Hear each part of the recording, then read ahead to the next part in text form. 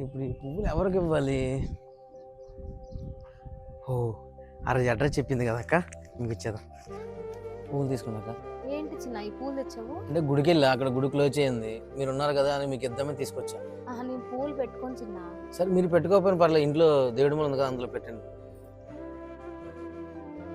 చూసారా, వాడు పూలు ఇస్తే తీసుకొని నవ్వుతుంది, పైగా ఎప్పుడు లేని మెల్లో చైను ఆ చీర బొట్టు. చూసారా, పదండి అడుగుదాం.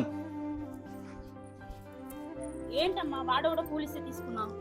అమ్మా అది కాదు, ఇది దేవునికి పూలు ఇవ్వని వాడు ఇచ్చిపోయాడు అంతే. సరే అత్తయ్య, పూలు దేవుడి కోసం తీసుకున్నది బానే ఉంది, మెల్లో ఆ చైన్ ఏంటి, బొట్టు ఏంటి?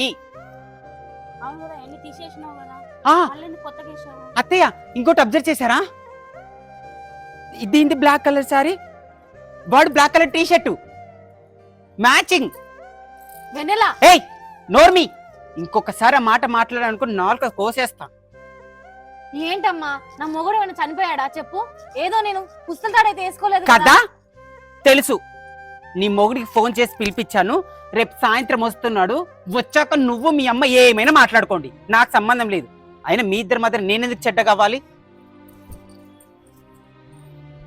అమ్మా నువ్వ నన్ను అమ్మమ్మ, నన్ను నాకు ఎలాంటి అపార్థాలు లేవమ్మా. వాడు తమ్ముడు లాంటోడమ్మా, వాడు ఏదో దేవునికి పూలు ఇచ్చాడమ్మా, నాకు కాదు.